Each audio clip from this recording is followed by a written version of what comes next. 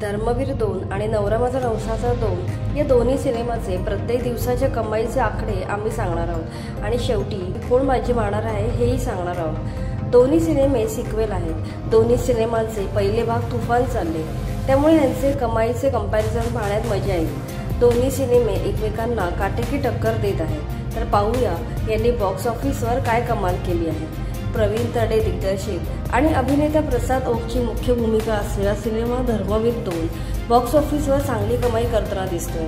त्यापूर्वी नवरा माझा नवसाचा भाग 2 या सिनेमाने चांगली कमाई केली आहे। पाहूया दिवसागणिक कमाईचे आकडे। नवरा माझा नवसाचा 2 या सिनेमाने पहिल्या दिवशी 1.85 कोटी रुपयांचा गल्ला जमवला।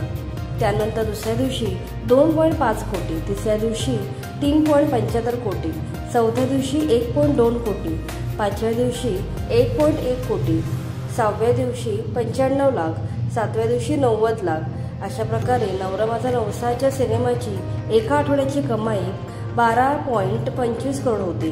नंतर दुसऱ्या आठवड्याबद्दल बोलायचे झाल्यास आठवड्या दिवशी 55 लाख, नवव्या दिवशी 1.5 कोटी, दहाव्या दिवशी 1.75 कोटी आणि 11व्या दिवशी 37 लाख इतकी कमाई केली।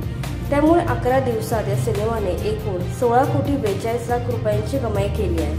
धर्मवीर 2 या सिनेमाने पहिल्या दिवशी 1.92 कोटी रुपयांची कमाई केली, दुसऱ्या दिवशी 2.35 कोटी, तर तिसऱ्या दिवशी 2.75 कोटी, चौथ्या दिवशी 1.15 कोटी रुपयांची कमाई केली, पाचव्या दिवशी 1.20, सहाव्या दिवशी म्हणजेच रविवारी कमाई वाढून 1.35 करोड रुपये झाली। त्यामुळे पहिल्या आठवड्यात या सिनेमाने जवळपास 11 कोटी रुपयांची कमाई केली आहे। पहिल्या आठवड्यात तरी नवरा माझा नवसाचा सिनेमाची कमाई 1 करोड रुपयाने जास्त होती। दुसऱ्या आठवड्यात कमाईचा काय ट्रेंड राहतो यावर फायनल कमाई ठरणार आहे। आजपर्यंत बोलायचे झाल्यास धर्मवीर सिनेमाची कमाई 11.7 करोड असून नवरा माझा नवसाचा 16 कोटीवर आहे। या दोन्ही सिनेमांमुळे सध्या बॉक्स ऑफिसवर मराठी सिनेमांची टक्कर पाहायला मिळते। त्यातच धर्मवीर सिनेमातील राजकीय नाट्य घडामोडी आणि गणपतीपुळेचा प्रवास या दोन्ही प्रेक्षकांना काय भावतंय हे चित्र बॉक्स ऑफिसच्या कमाईवरून स्पष्ट होत आहे।